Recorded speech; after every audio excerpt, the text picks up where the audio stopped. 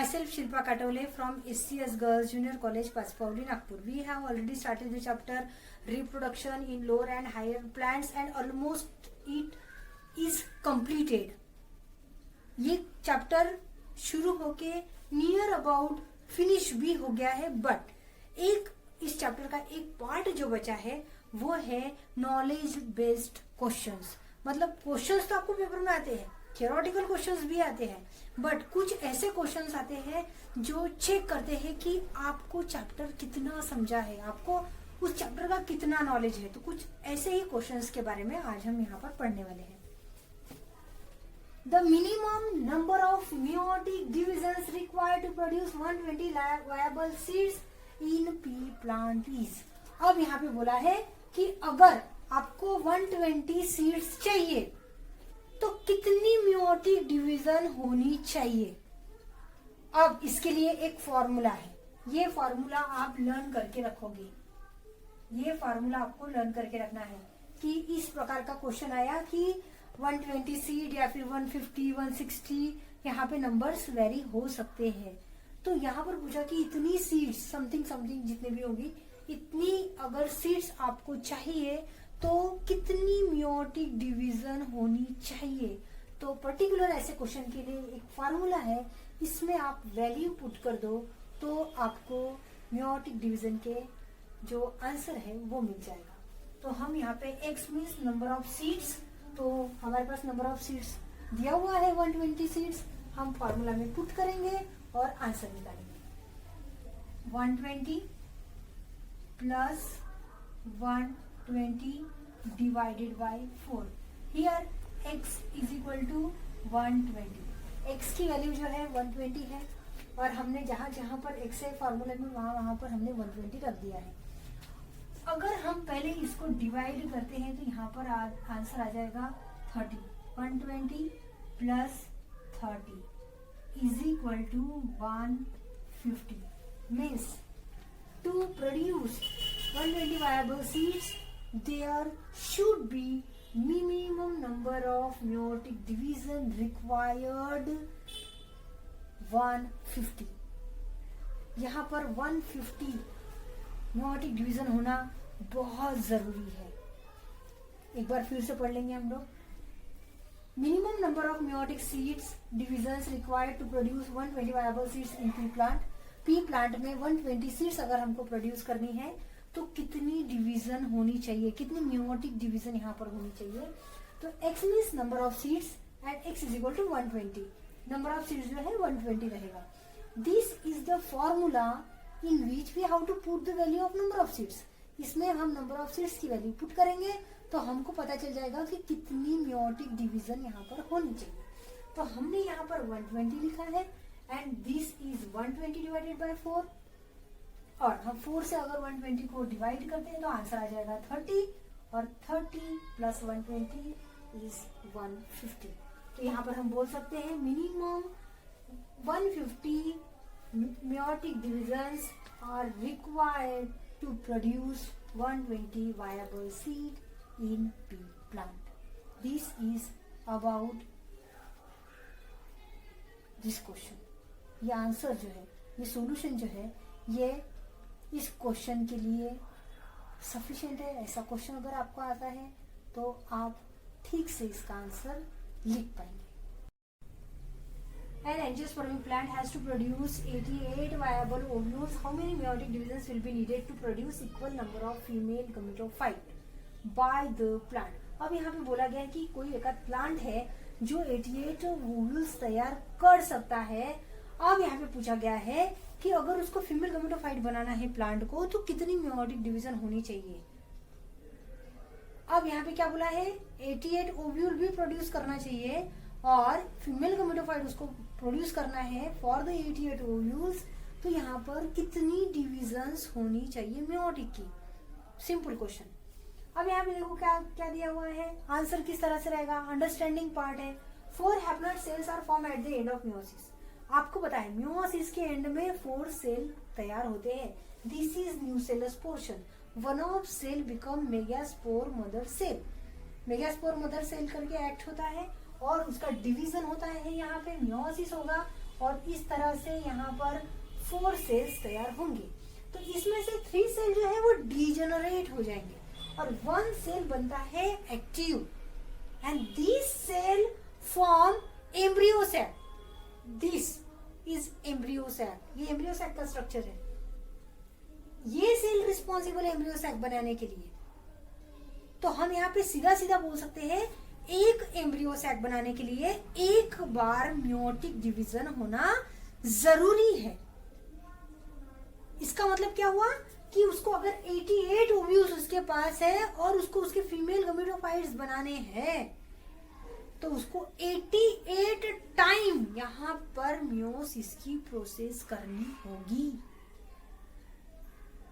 Simple एक चीज याद रखो, दिस इज ओव्यूल।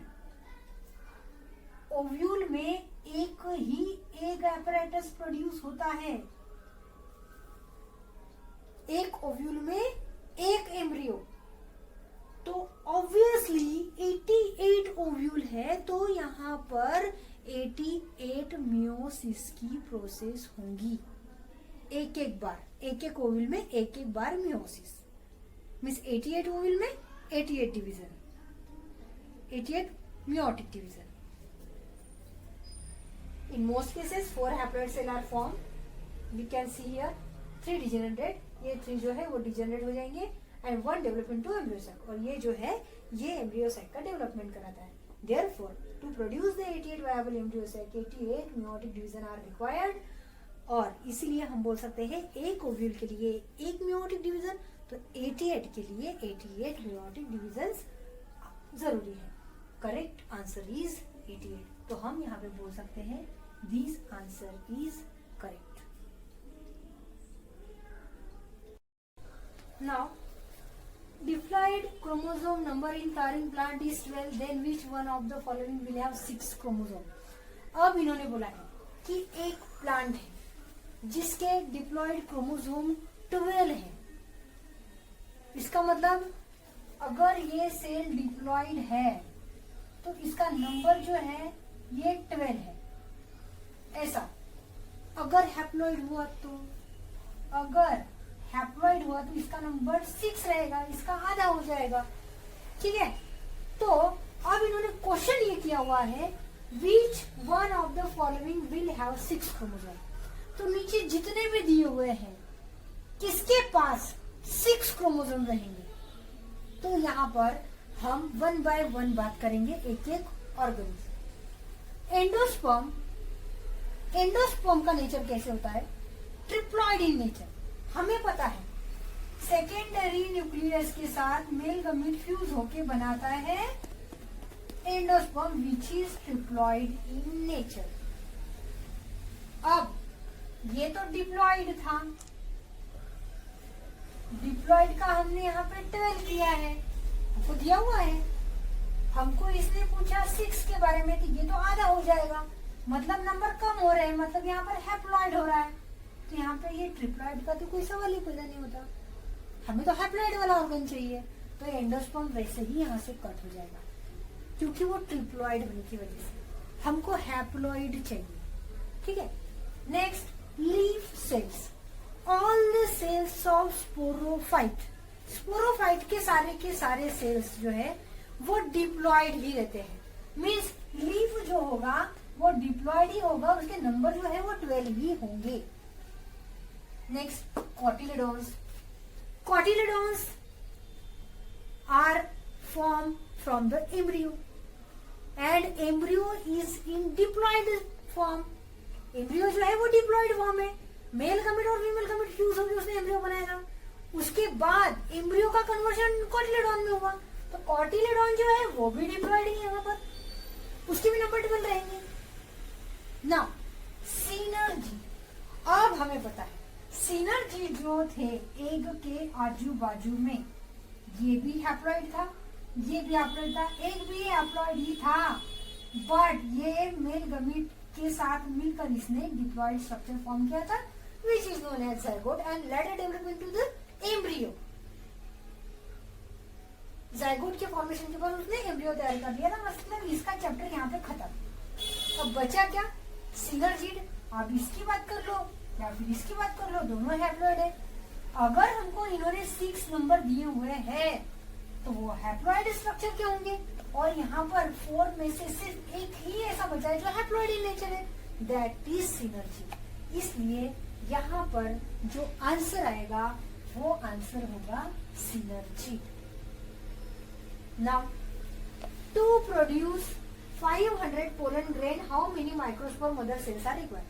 अब इन्होंने बोला है कि हमको 500 पोलन ग्रेन चाहिए, 500 पोलन ग्रेन हमको यहाँ पर चाहिए।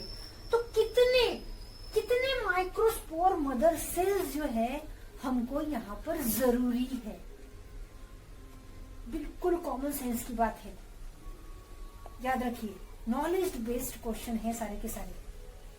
4 microspores are form from meiotic division of 1 microspore mother cell. हम ये पढ़ चुके हैं, जब माइक्रोस्पोर मदर सेल का डिवीजन होता है तब यहाँ पर इसका फॉर्मेशन 4 माइक्रोस्पोर में होता है। अरे बिल्कुल कॉमन है, मियोसिस की अगर हम यहाँ पे बात करेंगे तो एक सेल से 4 ही तैयार होने वाले हैं, चाहे वो मेगास्पोर रहे या माइक्रोस्पोर रहे। वो पता लगे कि मेगास्पोर में 3 डिजेनरेट हो जाते हैं और 1 फंक्शनल रहता है, बट मियोसिस हो रहा है तो 4 ही तैयार होंगे। यहाँ पर क्या हो रहा है, माइक्रोस्पोर मदर सेल डिवाइड हो रहा है मेयोटिकली और 4 पोलन्स यहाँ पर तैयार कर रहा है। तो क्या होगा, 500 पोलन ग्रेन्स अगर हमको चाहिए तो हमें 4 से डिवाइड करना होगा। 500 divided by 4, answer become 125। This is correct answer.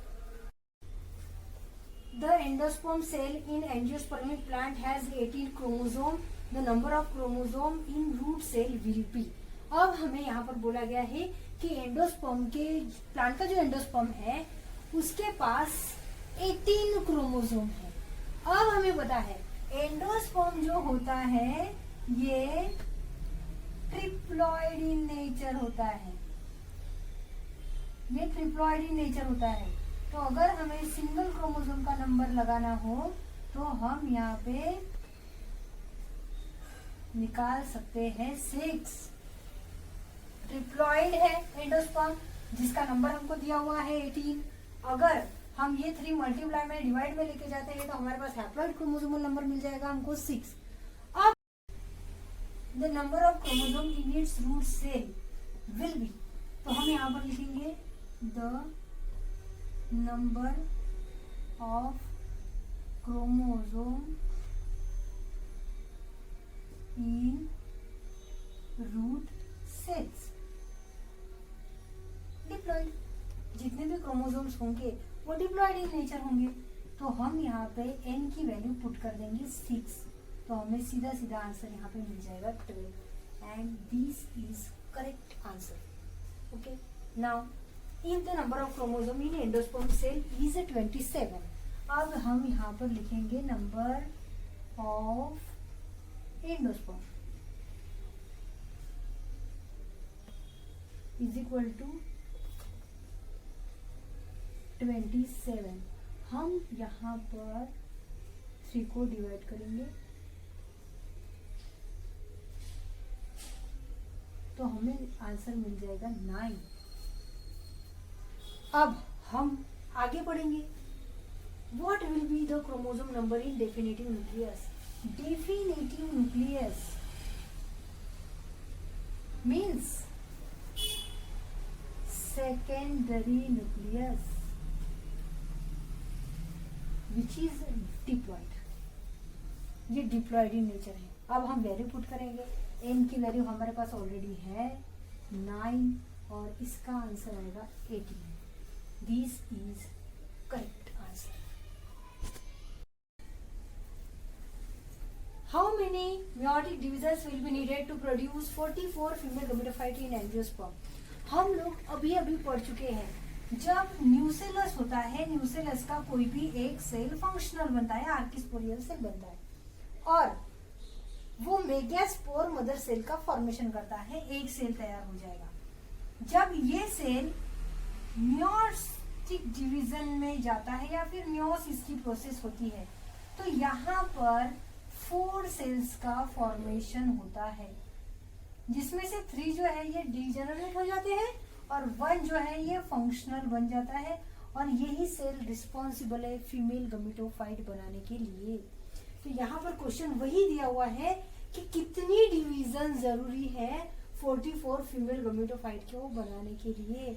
तो 44 ही मियोटिक डिवीजन चाहिए होंगी।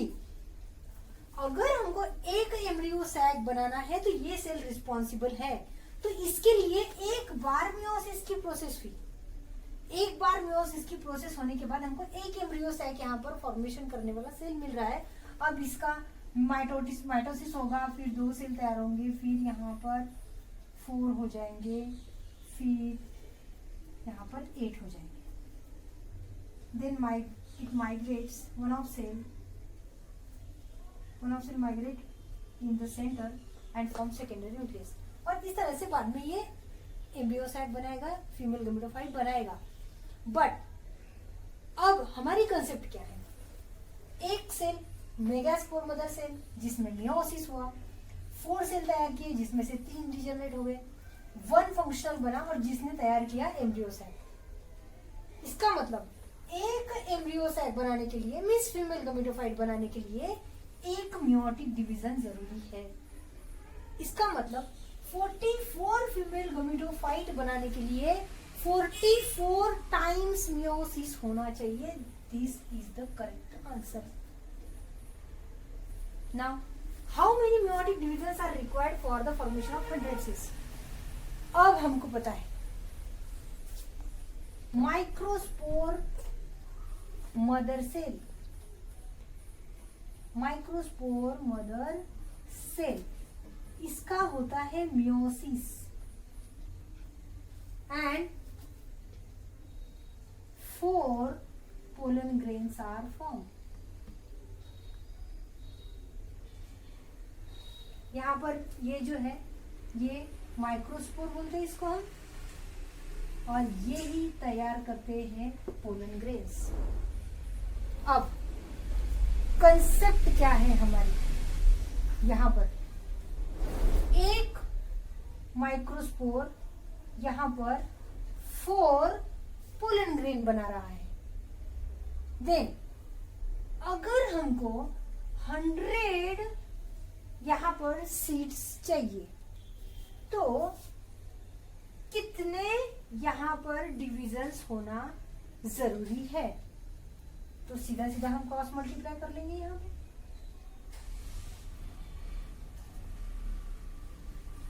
This is cross multiply. 1 के पास 100 चले गए, 4 यहाँ पे आ गया है और क्वेश्चन मार्क यहाँ पे आ गया है। अब हम इसको डिवाइड करेंगे तो हमारा आंसर आ जाएगा 25। Means 25 meiotic divisions are required for the formation of 100 seeds.